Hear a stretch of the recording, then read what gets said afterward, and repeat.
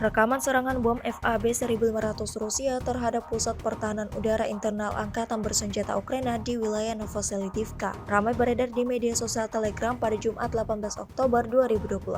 Dalam rekaman tersebut dapat dilihat momen saat pasukan dirgantara Rusia bombardir pertahanan Ukraina berkali-kali. Setiap harinya, Angkatan Bersenjata Ukraina selalu dapatkan kerugian besar di medan pertempuran. Tampak ledakan dahsyat terjadi dan kepulan asap tebal membumbung tinggi di udara. Hingga video ini beredar, beragam respon diberikan warganet.